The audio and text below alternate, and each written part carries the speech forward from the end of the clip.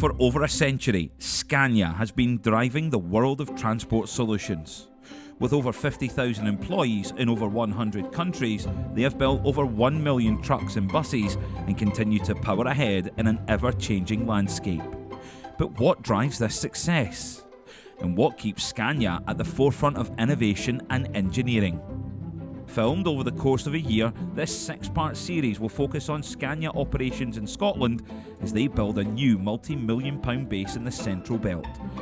We'll meet the people who are integral to the progress of the company, from the managers that steer the ship to the technicians that care for every vehicle and the valued customers that rely on their knowledge and expertise. Welcome to the Scania family. On this episode of Scania Family, we meet the team in Grangemouth who are keen to challenge the stereotype of the typical macho vehicle tech. We meet David Hamilton and find out what he keeps 40,000 tonnes of in his shed. We'll get to see the creation of Glasgow's only edible Scania R730 and pick the creative brains of Executive Marketing Director at Scania, Paul Smith. But first to Eurocentral, where two excited team members are about to have a look at their new workplace.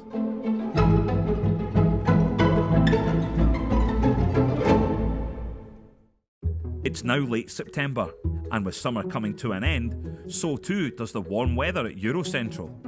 Spirits are high, however, as Jasper takes technician Connor and service advisor Anne to see their new workplace for the very first time. The person will tell you who he is, what he's in for, and you can tell him where he can go and park, and obviously do your health and safety talk. They'll just high-vis vest, all that kind of stuff in there. There's still a lot to be done before the November deadline, but thanks to the diligence of the hands on site, it looks like Jasper's hopes for a Christmas jumper day in Scania Eurocentral are still very much alive. First day coming to Eurocentral, definitely impressive. It'll make it a lot easier coming into the workshop and be able to access one door in, one door out. The yard definitely looks a lot better. Hopefully when the busier times come, we'll be able to get the trucks easier. Accessing points round about are really easy, hopefully. The overall size of the building, again, the workplace transport and what we're trying to do with health and safety is a big factor in how the building is actually designed, and we're still in talks with the people that's coming to line the roads and all that kind of stuff. It's to make it all, to keep you guys safe, keep the public safe, and just be efficient and be the next step there. Customers are going to come in through the front, so your customers are going to come into the entrance, if you like. Anne and whoever's on front of house duty, you have your two service guys there, you have your two parts guys in the horseshoe-shaped reception area. Everything's so much more accessible, and because you're so central, like for example where we're sitting, it'll make kind of estimates, repairs and everything else a lot easier as well, rather than having to jump from counter to counter across the front of the building. The new equipment, facilities and layout of Scania Eurocentral is sure to be a big hit with the Scania family. And if all goes to plan, by the time Anne and Connor return, the sound of diggers and dump trucks will have been replaced by the reassuring purr of Scania's V8 engines progressing through the workshop.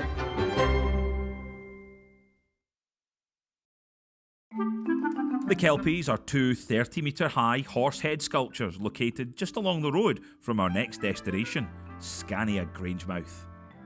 Built to symbolise the heavy horse of Scottish industry and economy, the Kelpies, which pulled the wagons in years gone by, would have been no match for the horsepower of today's Scania engine, but they certainly make for an impressive sight.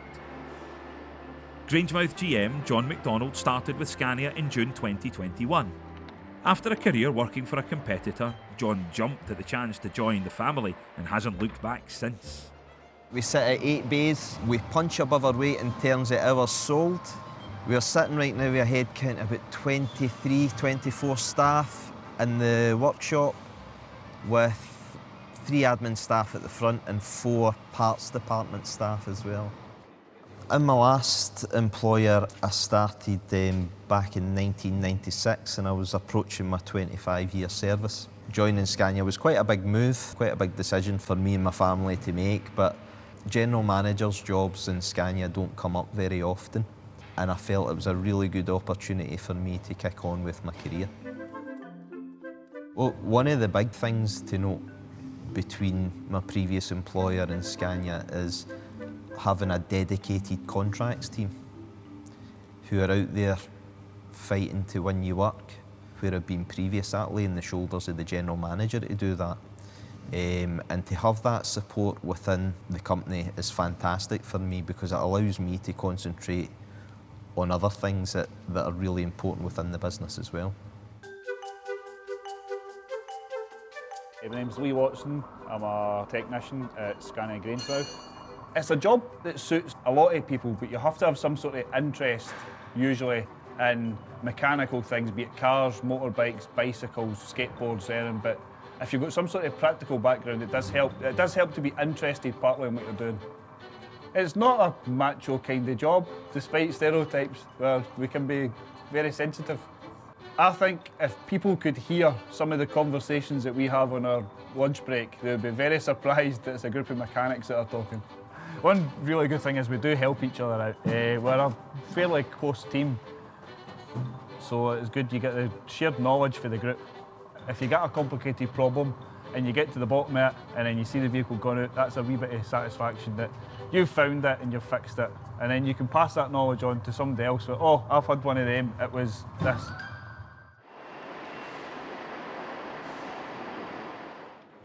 So my name's David Shaw. I've literally worked here for about coming on 14 year in March.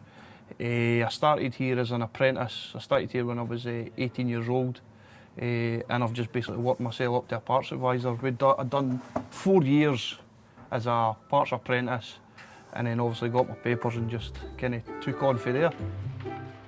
There's a good group of us, along with the service staff, that has been here for numerous years, and I think that makes it a wee bit easier because we all know how we get on with each other, and we're that used to each other like a family as such.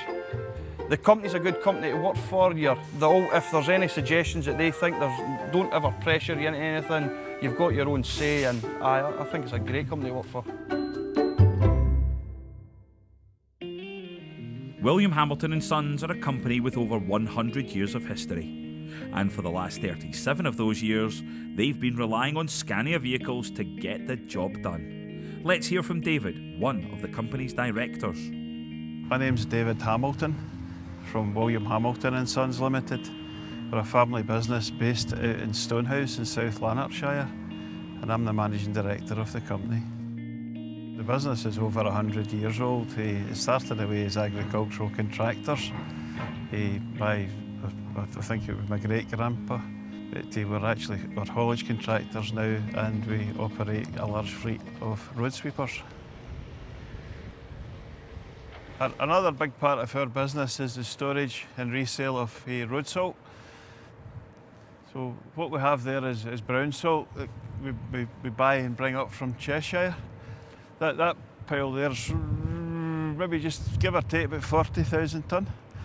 Some of that salt will end up in the yellow salt bins that you see at the side of the roads, and the rest of it will be spread onto the roads and footpaths. So we've been buying Scanias since 1985, and since 2000, since 1999, I think every new vehicle we've ever bought has been a Scania. We just think they're the best trucks. We have built up a very good relationship with them. I would actually more count them as being my partners rather as a supplier, because I think there's no question that William Hamilton & Sons probably wouldn't have been as successful without the relationship we have with Scania. I think everybody loves a Scania, don't they? David's right. Everyone loves a Scania. And it's because of relationships like these that the company is so strong, it goes beyond just the reliability of the trucks. Jasper and James have come over to David's magnificent site for a catch-up and a friendly chat about what's in store for the new year. We'll leave them to it for now, because we're heading back over to Glasgow, where cake artist Christy is adding some finishing touches to the surprise birthday present of another Scania superfan.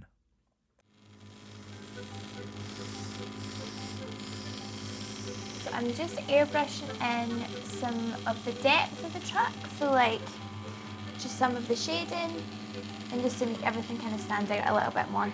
Brian and Airlie Yule are a logistics company from South Lanarkshire, and one of their drivers is in for a treat as his beloved R730 is recreated in the form of a delicious and hyper-realistic cake. So this is the first Scania cake that I've made. I've done some Ferraris and stuff like that. I know it's the first ever Scania Lorry, which is quite an interesting one. I've obviously seen them drive about. I lived when I was younger really near a depot, so I saw them quite a lot. And it's not a retirement cake, it's a birthday cake, but I think because she just said she felt like it's kind of been such a big part of his life that it would be a nice thing to have for his birthday cake. So basically the red part is all the cake. It's 6 layers and it's alternate fillings of jam and buttercream, and then it's all covered in white chocolate ganache, and then it's all got fondant on top. I'm kind of finding that there's not many bakers out there that would take on orders like this because they would be worried about it, or they didn't think they'd be able to fulfill it in the way that they could do. But yeah, I think I'm quite happy with the final outcome. It's a beautiful morning at Scania Glasgow, and Marketing Director Paul Smith has travelled up from the south of England for a host of meetings. Hailing from Glasgow himself, Paul is always more than happy to make the journey, catch up with old friends and colleagues, and inspire the team with his creativity. With International Climate Conference COP26 just around the corner, Paul has sustainability on his mind. As part of his role, he will be presenting to a large audience at Scania's COP26 event in just 6 weeks' time from a purpose-built stage inside the new Eurocentral service centre. He's able to give the team a sneak peek into some of the topics he'll be covering before he heads off to Glasgow city centre to reunite with some of the Scania family. We're here today just for a couple of different reasons. Just normal business. Scotland is a really important region to the whole of Scania UK. Really loyal, really important region. And I try to get here, as often as I can, which will be sort of 4 or 5 times a year. But for me, it's more than that, because I'm from Glasgow. I was born and educated here, and I love this city.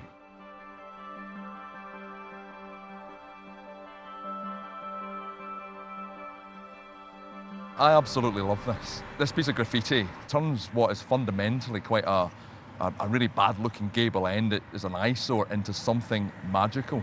And there's a parallel between that and what I do at Scania in the marketing context.